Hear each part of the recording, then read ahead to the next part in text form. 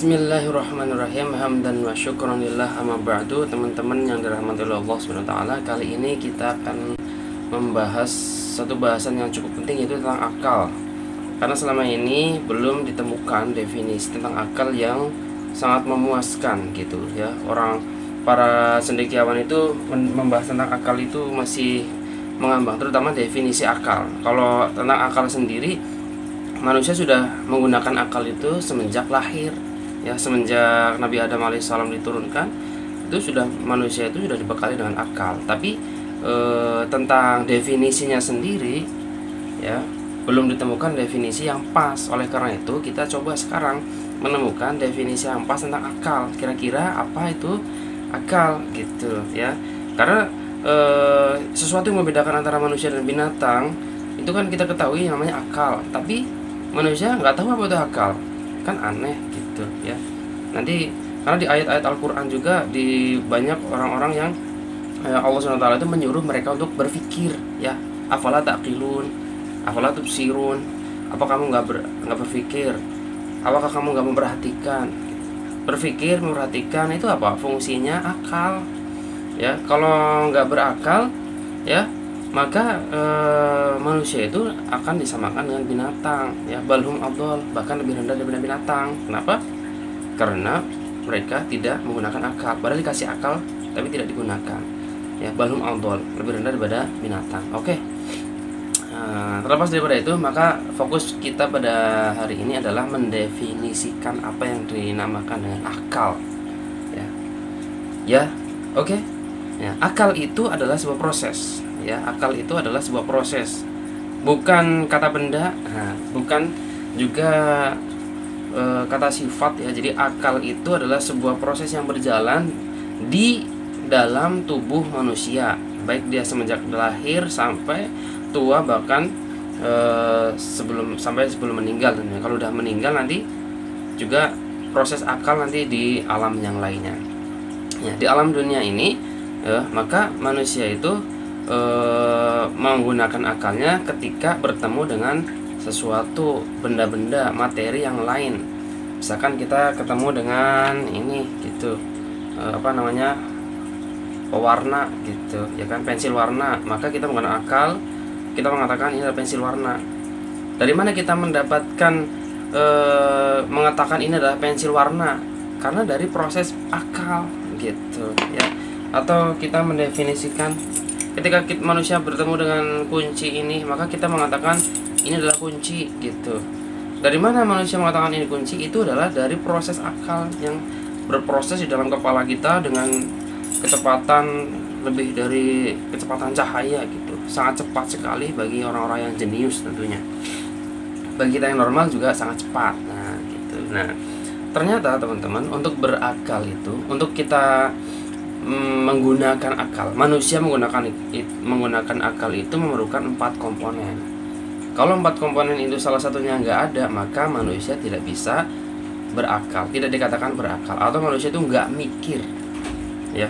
Apa itu 4 komponen itu? Yang pertama adalah adanya fakta, yang kedua adalah panca indera, yang ketiga adanya otak yang sehat ya, yang keempat adanya maklumat sabiqoh, atau yang dikatakan dengan informasi sebelum ya.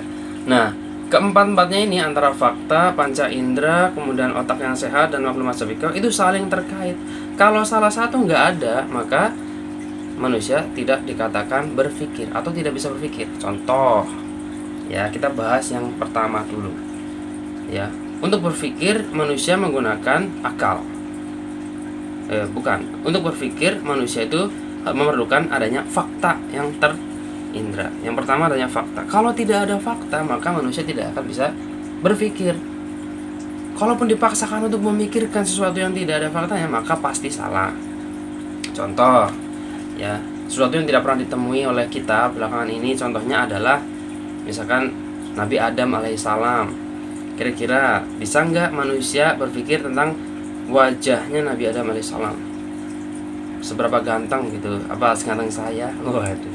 Atau gimana wajahnya Nabi Adam alaihissalam? Bisa nggak mikirin? Nggak bisa kan? Kenapa nggak bisa? Karena kita tidak pernah melihat faktanya Tanpa ada fakta, manusia tidak bisa memikirkan bagaimana sesuatu itu, ya. Bentuknya wajahnya Nabi Adam alaihissalam gimana? Nggak bisa. Kalaupun kita paksakan untuk memikirkan wajahnya Nabi Adam, pasti salah, dijamin salah 100%. Itu ya, itu teori pertama. Sudah terbukti kan bahwa kalau tidak ada fakta maka manusia tidak bisa berpikir. Yang kedua, adanya panca indera. Panca indera itu ya seperti penglihatan diwakili oleh mata, pendengaran diwakili oleh telinga, penciuman diwakili oleh hidung, pengecap rasa diwakili oleh lidah, peraba diwakili oleh kulit.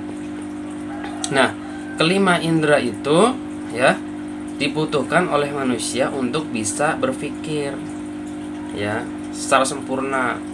Kalau untuk berpikir sempurna maka cukup sebenarnya manusia itu dua aja, adanya penglihatan dan pendengaran yang normal, maka manusia bisa berpikir ya.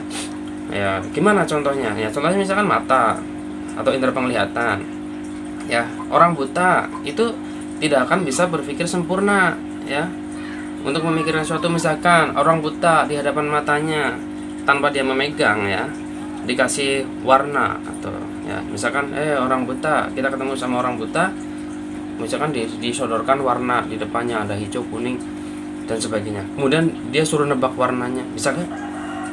Gak bisa. Kenapa? Dia tidak bisa mengindra faktanya, meskipun faktanya ada ya. Misalkan ini ketika ada orang buta disodorkan, ini fakta, ini ada fakta nih di depan orang buta, ini pensil warnanya apa gitu, bisa nggak kepada orang buta tersebut?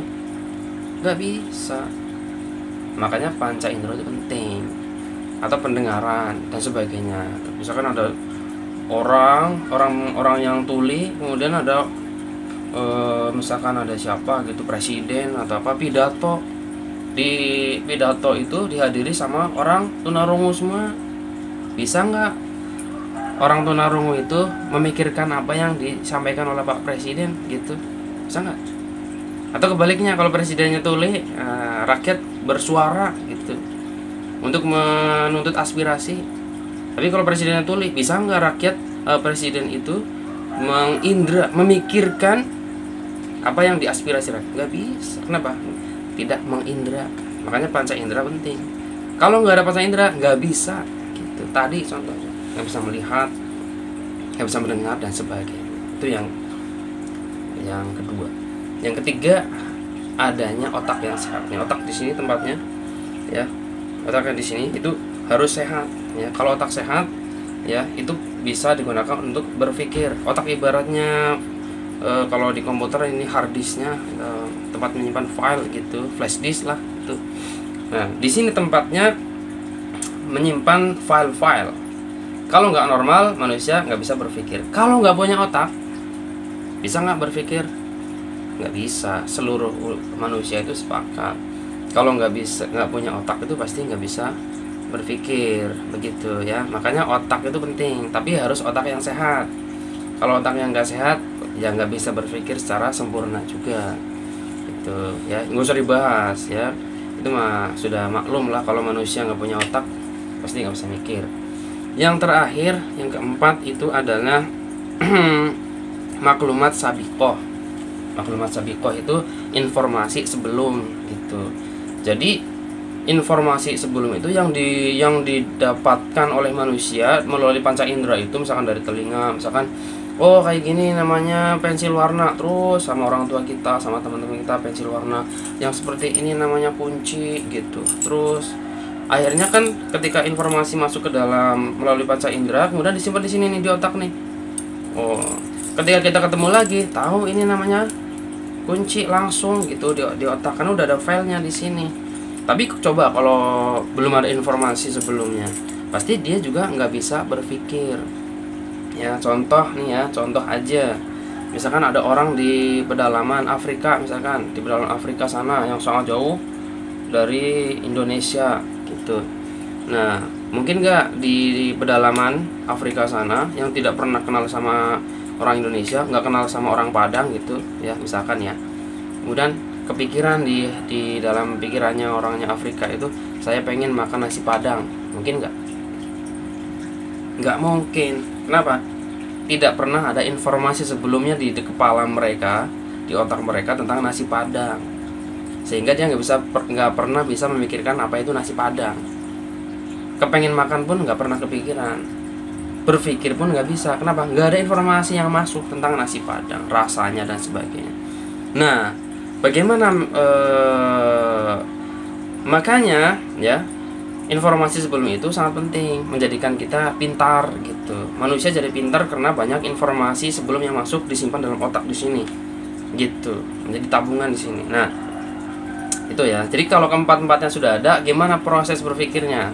Proses berpikirnya begini. Jadi ini ada fakta, misalkan pensil warna, ya. Kemudian fakta ini diindra oleh mata, terindra oleh mata. Nah, dari mata ini dikirimkan ke dalam otak di belakang sini, otak kecil. Nah, di dalam otak kecil ini, kemudian otak meramunya, kemudian mencari file-file yang sudah dia simpan dari informasi sebelum tentang benda yang seperti ini. Wah, ternyata ketemulah file di sini. Oh, ini namanya pensil warna, gitu. Itu prosesnya. Jadi dari fakta, kemudian fakta terindra oleh panca indera, dari panca indera dikirim ke dalam otak yang sehat. Di dalam otak sudah ada maklumat sebelumnya, maklumat sabiko, kemudian diolah di sini, dicari-cari file yang sama, kemudian barulah kita berpikir pensil warna. Begitu juga dengan kunci, begitu juga dengan misalkan masker gitu. Udah ada semuanya. Itu prosesnya. Nah, jadi kesimpulannya apa? Kesimpulannya, berpikir itu adalah bukan hanya satu komponen. Akal itu bukan satu komponen, tapi akal itu adalah 4 komponen, kemudian yang saling terkait. Ya, sederhananya gini, ya. Jadi berpikir itu atau berakal itu adalah mengkaitkan antara fakta yang diindra oleh panca indera, kemudian diolah oleh otak di sini, ya. Kemudian diolah dengan maklumat sabiko, jadi muncullah pemikiran, berpikir, gitu. Paham nggak? Ya, kalau nggak paham bisa dipertanyakan di kolom komentar lah, gitu ya, di sini kalau ada. Ya, mungkin itu aja ya. Insya Allah ini pemikiran mendasar. Ya, jadi ini memikirkan hal-hal yang terindra saja, nilainya pasti benar ya. Ini masker nggak benar, pasti benar. Kenapa? Mengindra secara langsung. Ini pensil warna, betul ya. Ini kunci, betul. Kenapa? Mengindra secara langsung. Nah, pemikiran yang selanjutnya yang lebih sulit adalah pemikiran yang memikirkan sesuatu yang tidak terindra, nggak terlihat, nggak terdengar, tidak teraba, tidak terasa, tidak tercium, tapi kita manusia bisa memikirkan. Itu insya Allah pemikiran selanjutnya. Saat ini adalah pemikiran itu. Tolong kalau misalkan belum paham, diulang-ulang aja videonya ya. Insya Allah bisa paham lama-lama. Kalau nggak, tanya aja ya. Nanti insya Allah saya bikin videonya pemikiran selanjutnya, tingkat lanjutan. Ini pemikiran tingkat dasar, yaitu definisi tentang akal. Terima kasih perhatiannya. Assalamualaikum warahmatullahi wabarakatuh.